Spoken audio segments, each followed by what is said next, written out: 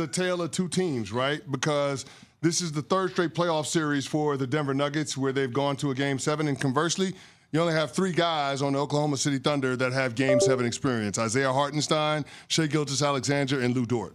Mm-hmm. And for the latter two, you're talking about that Game 7 happening 5 years ago in the 2019-2020 season. So this is going to be really interesting. And Smalls, we said it before, but I'll say it again.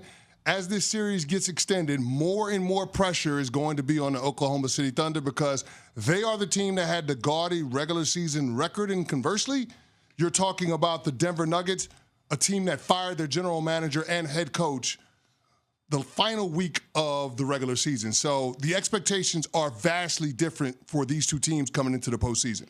All the pressure in the world is in Oklahoma City. I cannot believe they didn't close out Denver when they had the opportunity. And now you get a rested Denver Nuggets team, which is something that has not happened since April 29th. They finally get 2 days off after playing every other day since April 29th. Adelman said after the game he didn't know if the guys were excited because they get a day off or because they're going to Game 7. So now you have the best player in the world, an activated Jamal Murray, a team that has won a title, has that muscle memory, knows how to close out games. Oh, and by the way, they're going to be rested. That could have been a fatal flaw for this Oklahoma City team to not close them out earlier. You said activated Jamal Murray. Last night he was sick all day. And then last night he had 25 points, 8 rebounds, and 7 assists. He has maybe one of the most unique careers you'll ever see in your life. When you think of Jamal Murray, what do you think of? Great player. Playoffs, co-star with Jokic. You know he's never been an all-star? Yes. It's the weirdest thing. This guy is like, you feel so comfortable with him in those big moments. You love him next to Jokic. He was awful at times early on this season. And now you're like, oh, they got Jamal Murray. Like, he'll figure it out with Jokic. They'll be good. You know Aaron Gordon will be totally fine in a Game 7. I know he didn't have the best game last night. Julian Strawther off the bench was great for them with 15 points. Yeah. But, like, he's just one of these guys you trust in a big game. The Nuggets have a lot of those because we have proof of concept. The Thunder, as you mentioned, don't have a lot of those guys, yet they were so much better than everybody else all year. I think this is one of the easiest arguments to make, regardless of the side you're on. If you think Oklahoma City's going to win Game 7, you have so many arguments to make. If you think Denver's going to win Game 7, you have so many arguments to make. So when you're saying the pressure and who has to win, they both have to win. Breaking news, Game 7. Breaking news. Only one team can advance to the wait a conference second. finals. And they both have to win. Oh, wait. Shams has reported Game 7's a must win. For both teams. Both teams. Wow. Can't lose. That is incredible. I don't know. I don't have a second source on this. Hold up. Wait. Woj has come out of reporting retirement to actually report. Live from St. Bonaventures. Game 7. Must win. You heard it here. Third. So which team has to win more if we're going to do that? Which team has more pressure on them? You're saying Oklahoma City, even though Jokic is a champion, and winning two puts you in rarefied air. I don't think it's close. I think Oklahoma City has so much more pressure on them than Denver. Yes, of course, Denver, it's a must-win, as you just reported, Evan, live here on Sports. I'm confirming, too. It is a must-win, too, for Denver. But Small says it also. When you have the best player in the world in Jokic, and he's already won, first of all, winning buys you a little bit more grace. But you just always assume that because you have that guy on the floor, you're going to be back there.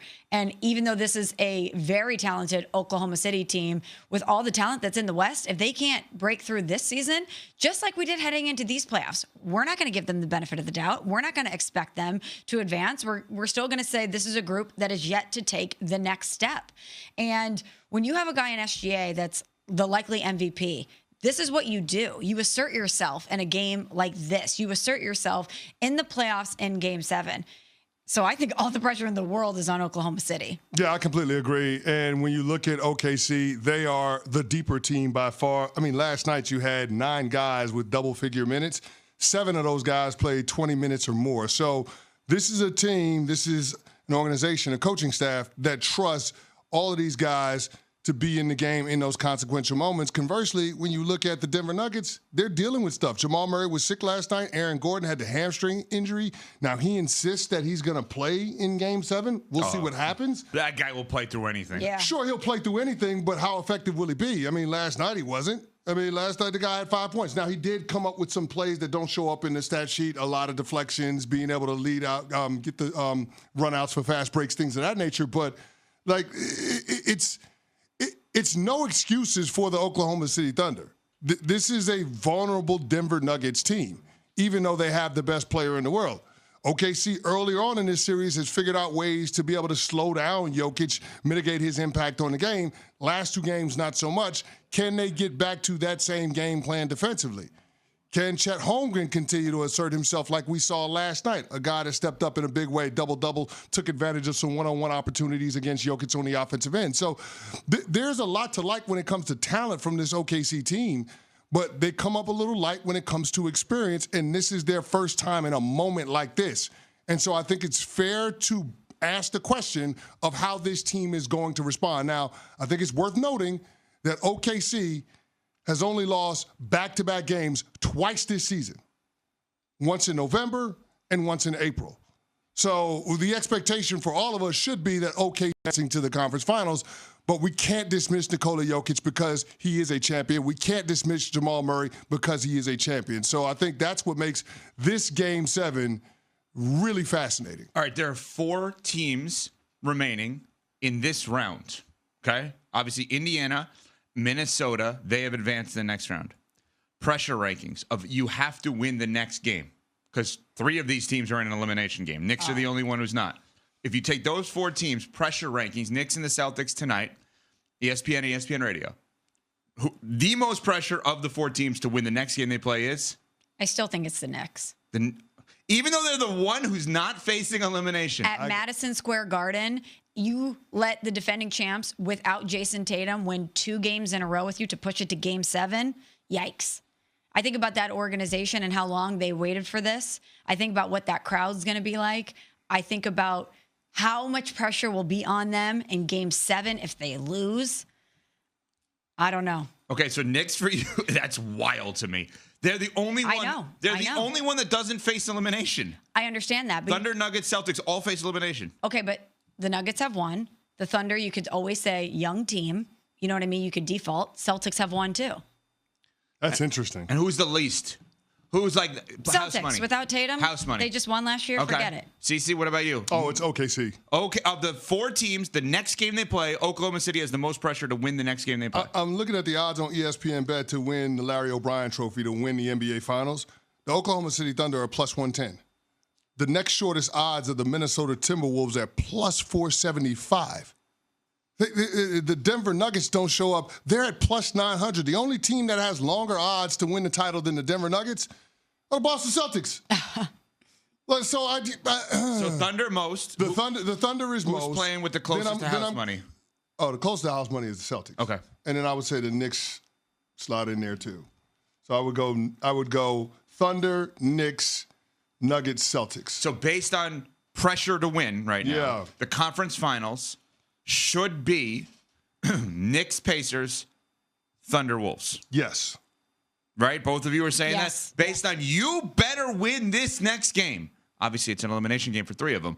But, or else, Knicks, Thunder. Or Thunder, Knicks. But, I mean, I'm sitting here thinking about it, though. The Knicks have a game in hand. Yeah, that's fair. That's fair. But the Knicks were up 3-1. Yep. And arguably the best player for the Boston Celtics and somebody that is viewed as a top 5 player in the sport got hurt. Correct. He's out. You were up 3-1. You've got how many chances? 3 more chances to close this thing out. And you're at home. And you're at home for one of those opportunities. Like, and we saw a team do that. If you don't capitalize on that, then all of a sudden we got a lot of questions about you. Same thing with the Oklahoma City Thunder. If they don't capitalize on Game 7 in their building against the Denver Nuggets, again, a team that fired their general manager and head coach before the playoffs even started, if you don't beat those people after the season that you just had, then all of a sudden anything you do moving forward in the regular season does not matter. We put the Hardenville playoff choke moniker on the entire franchise until you break through and get it done. To that point, while I think the Knicks are going to be fine. While I don't fully agree, I think the other case in point here is that the Knicks need to do what the T-Wolves just did. The T-Wolves went up against a team, their best player gets hurt, and the T-Wolves are like, well, cool, we're going to finish this off before this guy can come back. Tatum's not coming back, but Curry was going to come back. They finished it off. They got the job done. They won the games in a row. They never let them back in the series. The Knicks have an opportunity to do that tonight. So you don't put the Hardenville label on the Oklahoma City Thunder after what we saw last year, and then if they choke it away they have the this most year? pressure. They have to win. They have to win. I agree with you. I agree on that. To me, in order of who has to win their next game the most, the Knicks are last because they're the only team with the game at hand. Thunder. So you feel Thunder, Nuggets, Celtics, so you Knicks. feel really confidently that the Knicks can go on the road in Game 7 and win in Boston? I do. Wait, Okay. you put the Celtics All right, above the Knicks?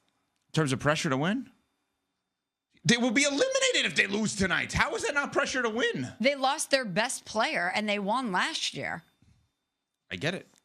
Win again. Are you looking at it because they're not going to have the same team next year? I'm trying to figure out why you put that pressure on them. Because they go home tonight.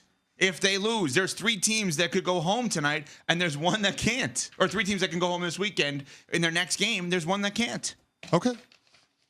Jeez, we're going to be arguing this until 2:30, baby. Won't you meet me by the bean? Why did I say that? We'll explain next after Smalls has this from Capital One.